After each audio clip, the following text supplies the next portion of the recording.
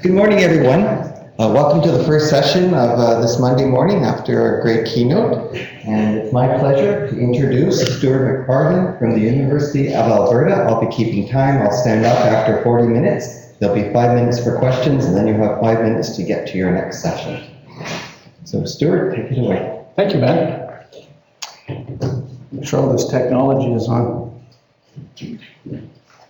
So, on a scale of 9 to 10, how's everybody doing this morning? Pretty good? Yeah? At least a 9? That's good. You enjoyed the keynote this morning? Great.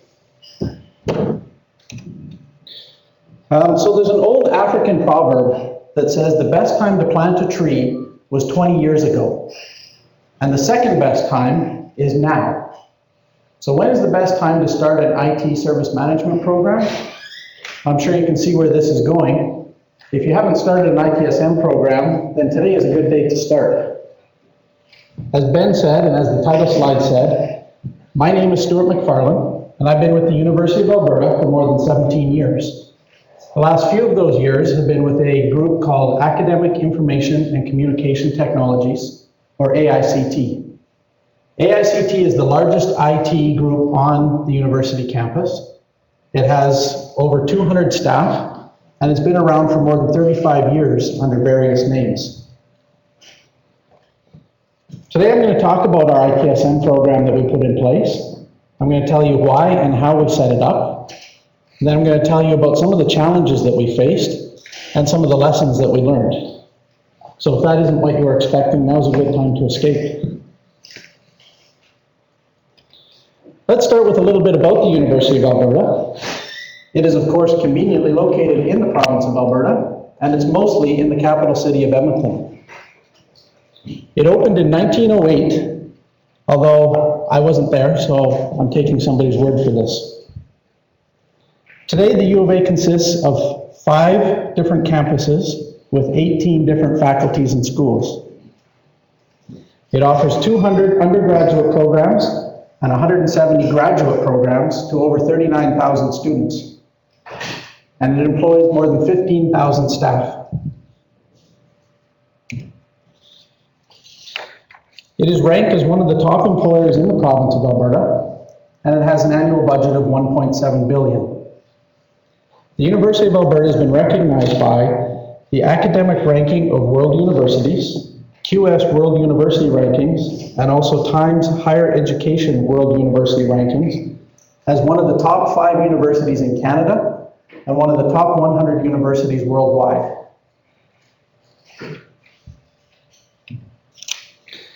The issue that we faced was that there was 58 different IT units on campus. That's 58 different IT units all doing help desk and servers and networking. That's a lot of duplication. And none of these 58 different IT units really work together. They're really only just connected by a janitorial department. In addition to this duplication, a consultant found that we lacked measurements, communication, teamwork, and auditable processes. By the way, try and say the word auditable 5 times fast. I can see a few of you trying. There are many examples of what this duplication looked like. I'm going to tell you about one. Before we consolidated all of our email to Google Gmail, we had 82 different email systems in use across campus. That's right, 82 different email systems, everything from Exchange to GroupWise. That's a lot of duplication. So no, I'm not going to talk to you about farming or fertilizer or whatever's in these silos. But what I did want to show is that not only did we have these IT silos all across campus, but we had these IT silos in this main unit, AICT, as well. We had duplicated IT efforts with teams functioning as completely separate entities. Let me give you an example of this. Our former labs team, so this is before we fixed it. So our former labs team, they built their own servers, created their own desktop software images, they did their own network, firewall, and switch configuration, deployed their own equipment, bought their own software, purchased their own hardware, maintained inventory, did hardware repair, looked after physical security of labs, did project management, web development, and on and on and on. And all of these things were already the major responsibility of somebody else within the same department. So part of building the University of Alberta into a world-class institution that entailed acting together and functioning as one unit. In the words of our previous VPIT, Dr. Jonathan Schaefer, together we grow, divided we status quo. We couldn't keep going on the way that we were. It was inefficient and it wasn't a good use of public funds.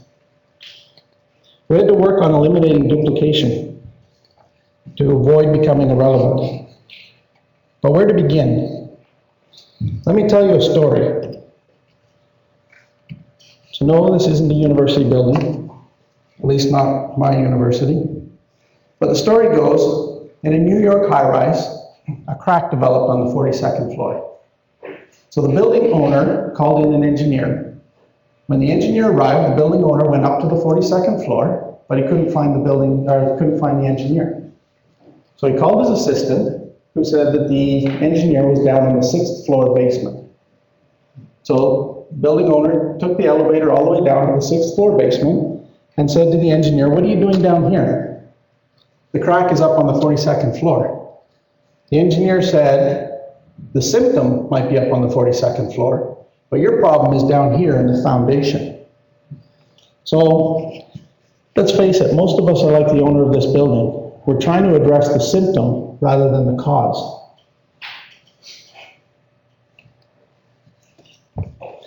We realized that if we hope to unite IT on campus, then we had to do that and make this change at the foundational level. This meant that this main IT group on campus, AICT, needed to change first to pave the way for the rest of campus.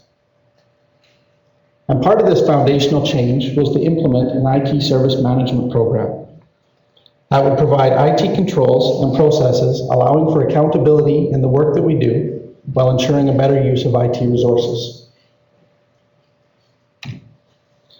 Also driving this, the Auditor General of Alberta gave the university till 2013 to implement an IT framework and improve IT governance. This meant that we had to get our act together fairly quickly. ITIL is a service management framework recognized by the Alberta auditors as providing IT best practices and controls, and it's often paired with a framework called COBIT.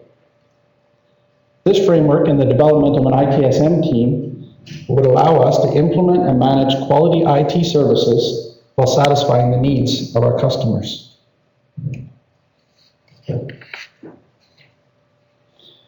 Specific drivers for our ITSM program included IT governance, understanding of decisions made on IT investments and projects, increased communication about IT outages and changes, baseline service metrics, and auditable IT processes at the provincial level.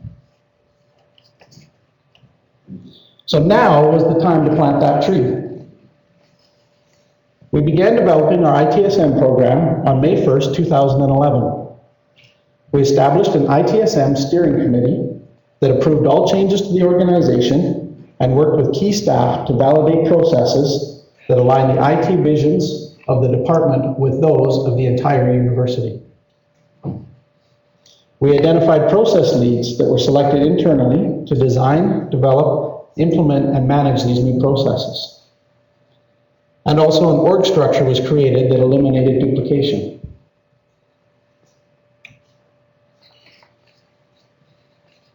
We then selected an open source ticketing tool called OTRS to support our processes and help workflow between teams. Additionally, we required a reporting and business intelligence tool and also an event monitoring tool. Now, before I tell you what processes we put in place, I want to demonstrate the value of implementing processes.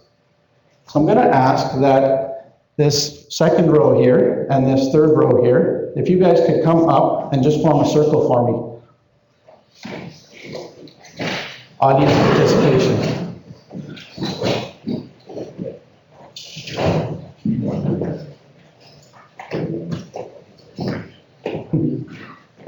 So if we could just form a circle here.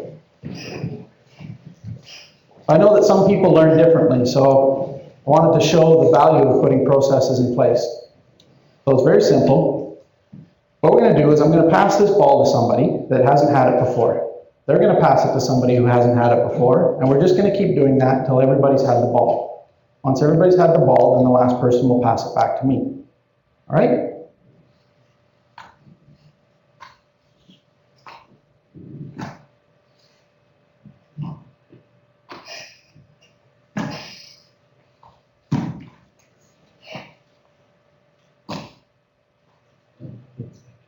Okay, perfect. So now we're going to do it one more time, and we're going to pass it to the exact same person that we just passed it to, only this time we're going to try and do it a little quicker.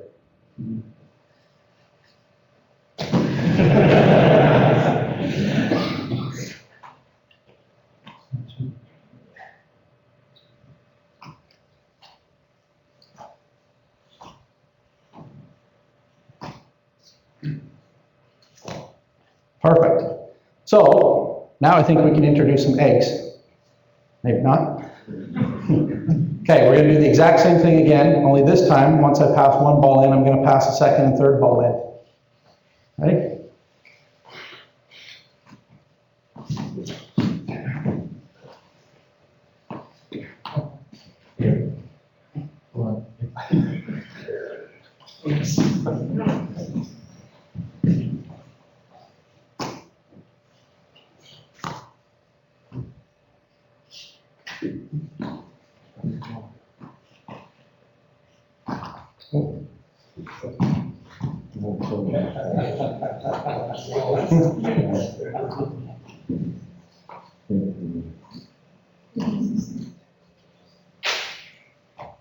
Perfect. Now we're going to do it one more time. Only this time I think that we can do it better. It just seemed to be kind of chaotic. So what I'm going to do is I'm going to just reorganize us.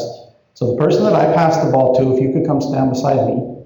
The person that, the person that you passed it to, if they could come stand beside you, and we're just going to reform the circle.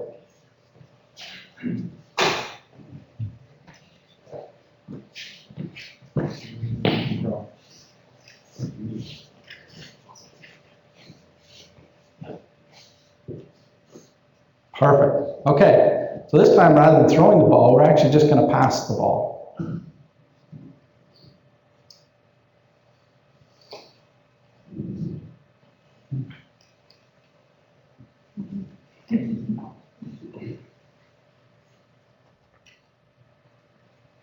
Perfect. Thank you for your participation.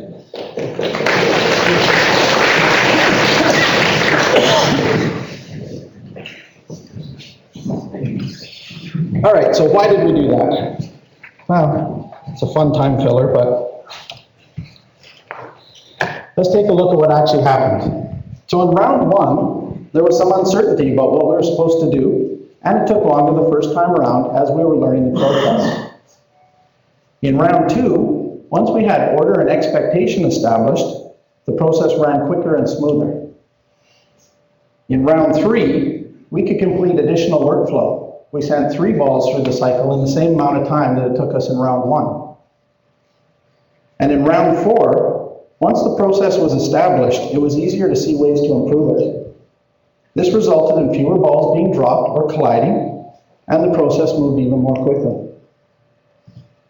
So why do we have processes? Because when processes are followed, they work, which leads to better, more effective teams with repeatable, trackable results and increased customer satisfaction.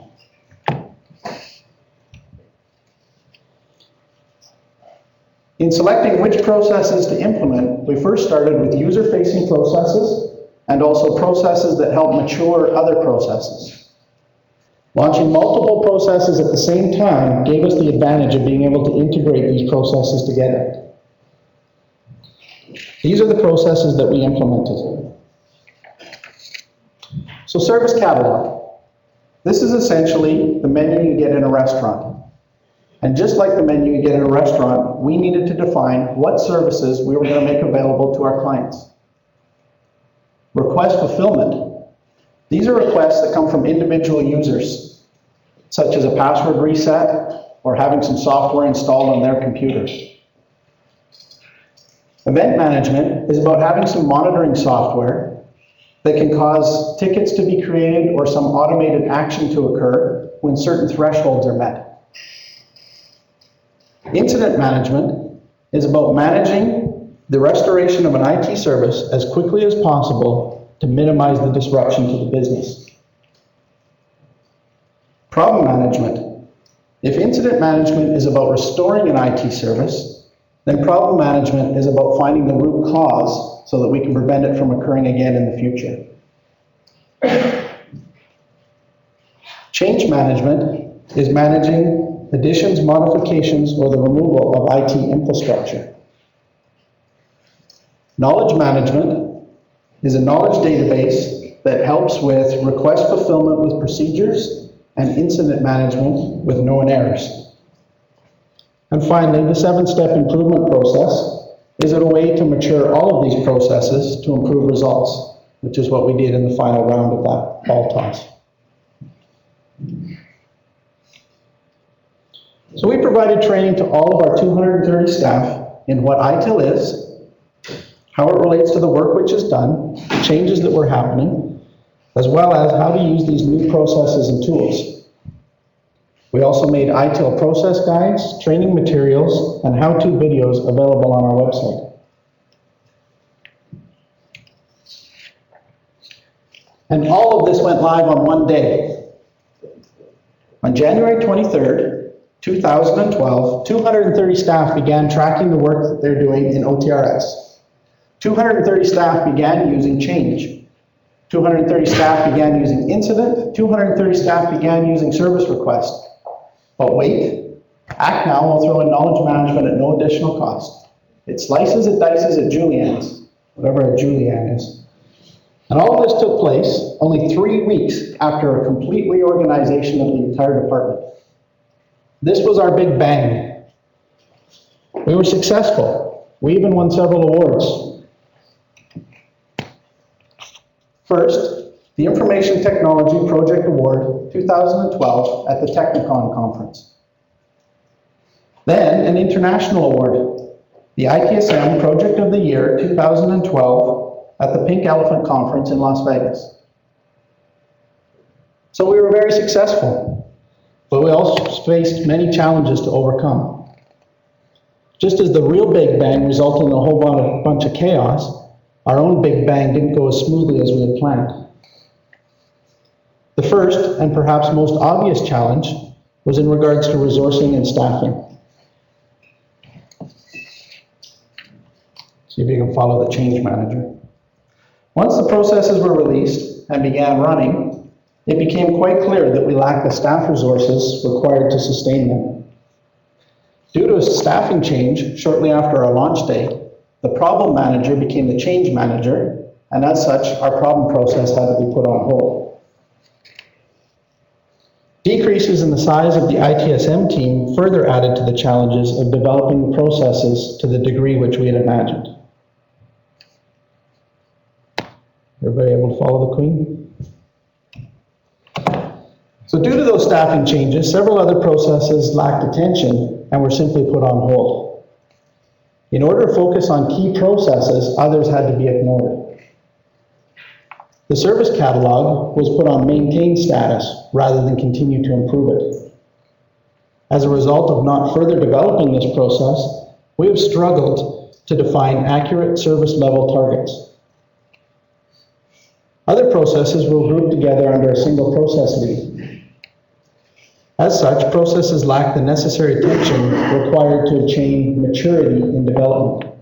And when it comes to processes, it's like raising kids. There is no shortcut to maturity. Oh, how I wish there was, as my twin boys seem to be going through this phase of knock knock joke hell. Process challenges kept popping up and required immediate attention, much like a game of whack-a-mole. Right from the start, we faced challenges with our change process.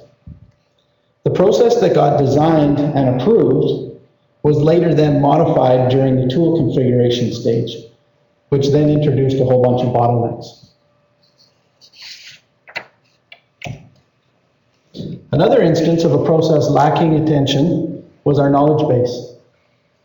It was developed with a policy which required every ticket to be linked to a knowledge base article. And while this intention was well-founded, it became obvious that our knowledge base lacked the level of quality which we had desired.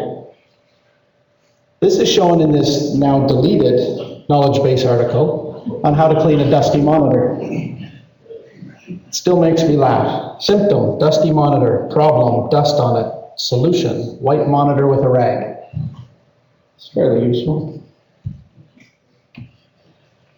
But we also discovered a handful of challenges with the tools that we had chosen.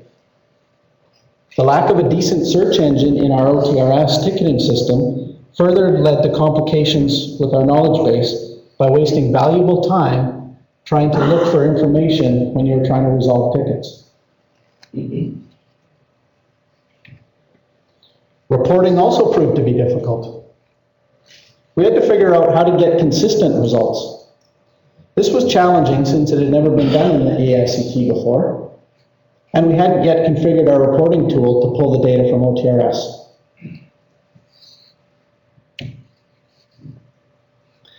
With 8 new processes and the rollout of a new tool, it's only expected that we face challenges with our training and implementation as well.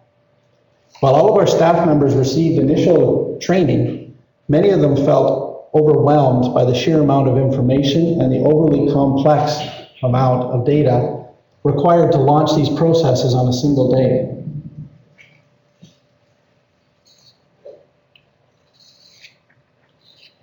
Another challenge was showing users the advantage to following the ITSM process, especially when they were faced with increased workload and longer workflow. Enforcing policies which many users may not have known or maybe had forgotten proved to be difficult.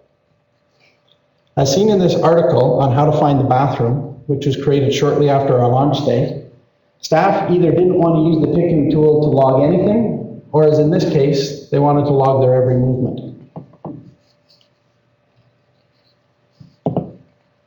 There are also challenges with communication.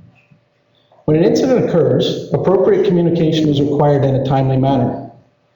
Twitter, text, email, website postings, and IT community groups are all leveraged to get the information out. Both changes and incidents are communicated via these means. The issue is finding the balance between taking the time to write a grammatically correct and accurate article as fast as possible, and then having to log into each of these communication channels separately to publish these communications is often more time-consuming than we prefer. But thankfully, we allowed all of these challenges to teach us rather than defeat us. Let me tell you what we learned. How many of you know the story of the Washington Monument? A few of you? Perfect. So the National Monument Society ran out of money in 1854, and the project came to a halt.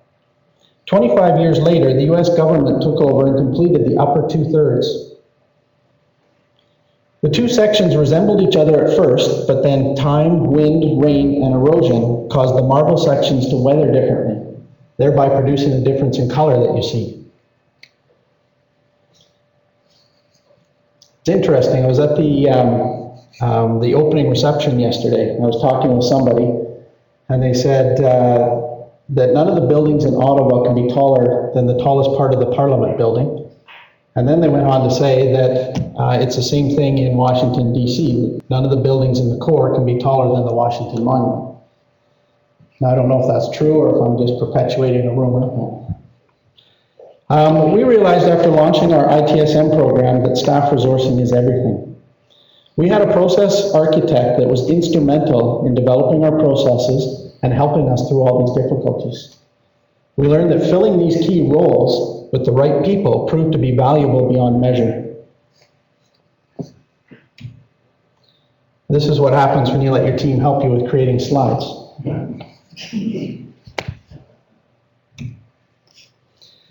Anybody want to order the name of dish here? Like opening a restaurant with an unfinished menu, we learned that when starting an ITSM program, that our service catalog should have been our first and top priority. Providing a description of the service, who it is available for, a time frame for fulfillment, and how to fulfill the service would have gone a long way in structuring the rest of our processes. When it came to our tools, we learned that we needed to be flexible to make them work for everyone. There's a saying that says something like, if all you have is a hammer, everything looks like a nail. And while yes, you can put in a screw with a hammer, it's just not the best way. We had to make sure that any changes we made to our tools were still being effective. Some of the tool changes we made are, since OTRS didn't accept standard change applications, which are low-risk changes, we used Google Docs instead. The OTRS change templates, that I said before, had bottlenecks introduced. We removed the bottlenecks to improve the workflow. And also using external tools such as Jaspersoft allowed us to finally begin reporting.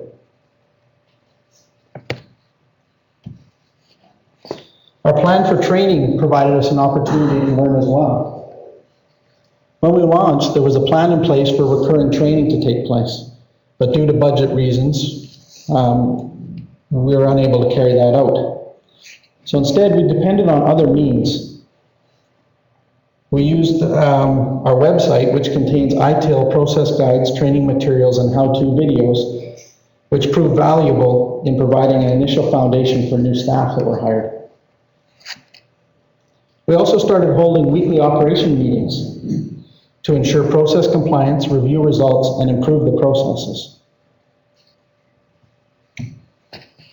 As an organization having experienced much change, we learned that we must have the proper amount of communication.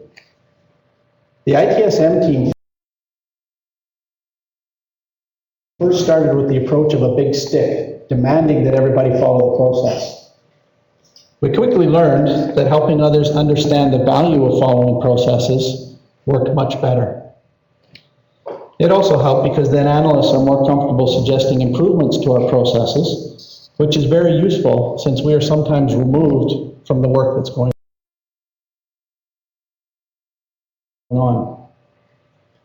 One example of this is our change process.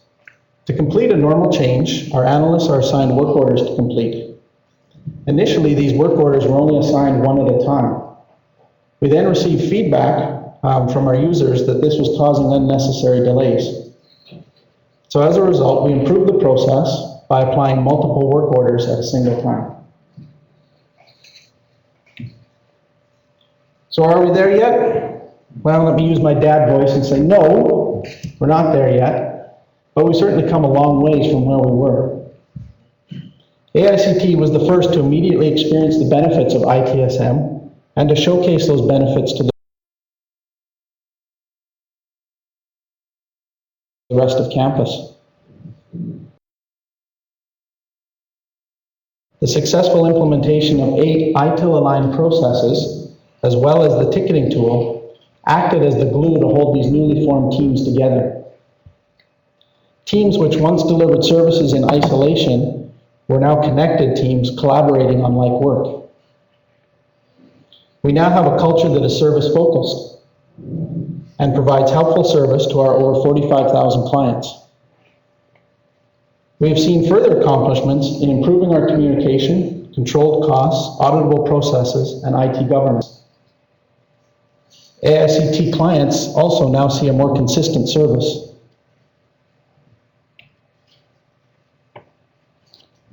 We measure the maturity of our processes on the Capability Maturity Model, or CMM. The CMM scale goes from 0 to 5. Our incident, request fulfillment, and change processes were all implemented to approximately a level 3 on the CMM scale. And our service catalog, event, knowledge, 7-step, and problem processes are approximately a level 2, but are currently being improved. AICT's help desk has been able to serve more clients now with the new tools and processes being provided. We now have a baseline for first call resolution, and we can set targets. We've resolved over 100,000 tickets since January of 2012. Our reporting gave us a view into the work that was going on in the department. So for the first time, we could see what services were being accessed and in what way. Management was able to also use this information to make more informed decisions on resourcing, services, and improvements. As we continue, we should remember the story of the tortoise and the hare. Everybody says that the moral of the story is that slow and steady wins the race. I disagree. If the rabbit had just run right to the finish line, he would have won, period. But he didn't. He got distracted, and he had a nap, and he surfed the internet, and he changed his Facebook status. The real reason the turtle won is because he never got distracted by the challenges that came his way. He focused on the finish line or the end game, and he went for it. My ITSM team knows where we want to end up. I have no doubt that we are in for many more challenges and many more lessons to be learned along the way, but ultimately we will be successful because we will reach the finish line. Any questions? Yeah, did you have any external help? Like external body or anything that you started? Do you want me to repeat the questions? I don't know if they can hear. Yes, please. Okay. So the question was, did we have any external help for putting this in? We did. We brought in a consulting firm that came in and did some help with this. Yes? You mentioned having had an ITSM team. Can you talk about what the team work was drawn from, how large it was, what's the working area? Sure. So the question was that we had an ITSM team and what was the size of the team. So the team started off and they were approximately about 10 people. The majority of the team was selected from internally and given the proper training to implement these processes and put them in place. Stuart, can I ask you to address a few of our online questions? Sure. Briefly though. What criteria did you use to measure success for the overall project? I guess we had set these CMM levels for where we wanted our processes to be, and we were able to see those levels be reached. We also are able to look at our reporting and see that the processes were in fact useful and that we were able to handle more calls than we were in the past. We can intermix with live questions if you'd like to. Okay. You mentioned that you had 10 people, on the team, they full-time? So the question was, were the 10 people full-time? The answer is yes, they were full-time in the project. Additional people that, any services engineers, No, basically the team was pulled from this group and that was their full-time job, was to get these different processes up and running. I think I saw you, I think you're saying. My question relates to the service catalog. Since it's such a critical aspect of the process, once it was developed, how often do you update it? Or is there like a frequency that you do every 6 months, sort of change? And first question, and then the second part of that question, do you use like the service definition that service offerings you have into your reporting, to your metrics? Like the services that you're publishing. Maybe we'll just get the first question repeated. Okay. So the first question was the service catalog, how often do we update it? There's probably a difference between how often should we update it and how often do we update it. The service catalog, as it stands right now, as I said, was put on sort of this maintained status. So really it was just as new services were introduced, we updated our service list. So it probably happens, might be monthly. How often should it happen? Probably should be more frequent, or there should be more rigor in place for something like that. And then you have a follow-up question? Yeah, I was just interested in knowing the acting service catalog. Do you use that in reporting in terms of the service you're delivering? So the question was, are we using the service catalog in our reporting? And the answer is yes, we are using, we can break it down by service, and we can do reporting based on service, so that we can see how many incidents occur in a particular, for a particular service. We're just multiplexing here with online, so one online and back. Did you omit configuration management, and why? We didn't necessarily omit it, we just didn't do it. It is something that we are looking at.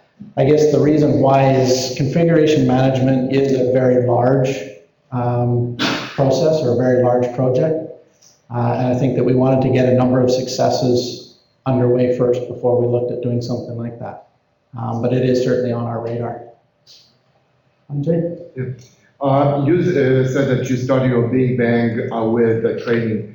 Did you train everybody in the department into which level? Like if you can say about they were certified, and how much time did you spend on training? So the question was, did we certify everybody in the department, and to what level? We did the foundations of ITIL for all of our team leads and the ITSM team. But the rest of the department got something that we call a boot camp, which is basically just sort of almost like an executive overview of ITIL, just so that people were talking the same language, that knew what was going on or how it worked, and were familiar with it. And you're finding this very important, and it helped your success. Did it? Yes, definitely. I think without having the training, then staff wouldn't even know what ITIL is or why we're using it, and it was sort of that whole show people how a process works and why we're using it, and the benefits of it. Stuart, you have a question in the front row? Okay. I'm going to go back to the team again. My question is two-part question. First, does your IT group support just whole university, or do the faculties have their own IT department as well? So that was that slide of the 58 different IT units on campus. So we support, so no, it's not all one right now. We're getting there. Our focus is really on core IT. And so that's something we've been working towards, is consolidating all the core IT on campus. We have had 11 different faculties or departments join this AICT group over the last, I don't know, maybe a year and a half or so.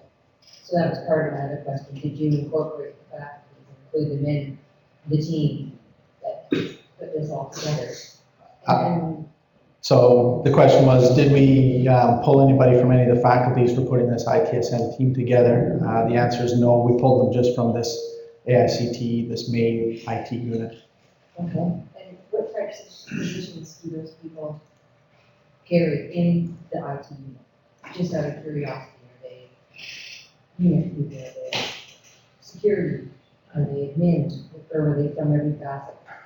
They really came from every facet. We had people from directors to lab team support people. And as I said, we just pulled them in, trained them at what processes they need to know, and said, you're now the process manager of this. Thank you. There's some questions up there on the upper right. Okay. They can answer. With respect to training, you talked about training the core team. How much training did you give to the end users in the university community? Or did they any? Because obviously you changed the processes for how they would make service requests and partner with the team do things. Did you do any training with them, or was it just a hand to No, we didn't really do any training with them. It was more just a, I guess, through communication to let them know that we were changing, and you know, here's how you log tickets, here's how you get the information that you need. Really, nothing changed for them. We set it up so that it was our service desk, and you come in and get the information. So it's a one entry point for. Correct. So how do you deal with the other units, say the faculties that have their own IT?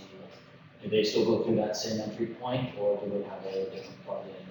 The faculties and departments would typically go through their own IT group, and then if that IT group then needed some help from, because it was a core network or something, they would then phone in and log a ticket themselves. Question? And how resistant are what's the initial implementation, or at least the introduction? Yeah. Point. You have to repeat I'm that. curious, and how to bring them on. Okay. So the question was how resistive to this change were, I assume, the rest of the staff? Yeah, especially the satellite. That's sort of tough. I would say that, it was probably 50-50. I would say half the people were on board and excited and ready to use this, and the other half were, as I said, they didn't want to log anything in the ticketing system. They, they didn't want to follow the proper change process. They would just go make a change. So again, it was just that over time we had to show them the value of following the process, that it actually worked and that it worked better. I'd say, it's taken us a year, but I would say everybody's come around now and everybody believes in the processes and follows them. We have a question in the very top there, sir. Okay. How did you structure service ownership, and what lessons learned you take away from your experience with that? So the question was, how did we structure service ownership? It was set up in best practice according to ITIL. We actually had a process owner. The process owner is part of our executive management group, so they could sort of see the big picture of where things were going and what needed to be done. And the process owner was responsible for signing off on these processes and approving them. Not sure if that. Well, on an ongoing basis for continual improvement, have you found that structure has worked well in maintaining that service and ensuring that the service is serving the customers appropriately? So the question was, in terms of the continual service improvement, is that process working properly? I would say that it is. Basically, we look at getting feedback from the different customers that we have, figuring out the best way to improve the process or fix it. Any changes to our processes then have to go in as an RFC and go through the proper process and be approved not only by our executive cab, but by the process owner himself. Yeah. How did you determine which processes to implement? So the question was, how did we determine which processes to implement? We started by selecting the ones that were going to give us the biggest bang. So basically anything that was user-facing, any of the processes that were going to help to mature some of the other processes, were basically how we picked those.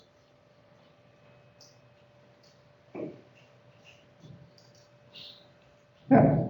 Can you talk about your decision-making process? Like, who had the final say over just like the last question she asked, what processes to implement, for example? Yeah, no consensus, or is there somebody that was the ultimate decision maker? Okay, so the question was, how did we determine which processes to put in? Like, who decided which ones were going to be selected or Or not just selected? overall, like the whole project, like which tools to pick? Like, was it that group of 10 people, and if you had 10 people, did you have to get consensus among the majority, or? We basically, one of the first things we set up was a steering committee, an ITSM steering committee. The steering committee was made up of members from our executive management. And the steering committee is what helps guide us towards, we're going to put in these processes, and here's what we're going to look for when selecting tools. And, and they looked after the reorganization of the department as well to make sure that, that the work was going to flow properly between teams. And who was on that steering committee? committee, is that people just from your own group, or is that administration, is that? No, it was just people from our own group. This will be the last question, and then we have a public service announcement. Yeah, just a quick one, then, I understand it's a follow-up to this question. Then really, a staff, did they have a chance to influence the decisions, or they were just accepting a recommendation from the steering committee? I believe at the time that the steering committee did go out and seek input from some of the key staff. But overall, I think the steering committee was really more, this is what we're going to do and why we're going to do it. I just want to add, these questions here are not necessarily just the online questions. Within the app that everyone has downloaded, you can actually go to this session and there's a live Q&A where you can actually ask a question. And if you like the question, you can actually upvote it so that at the end of the session, the speaker can answer the top rated question. And this will be done throughout all the presentations. The nice part of this also is that this works very well with the virtual world that we have. And some people are attending virtually. So this is a nice way for them to see the questions, be able to participate within the questions also. So this will be used throughout the conference and in all the sessions. Okay, thank you. And with that, I'd like to give thanks to Stuart McFarland from University of Alberta for showing.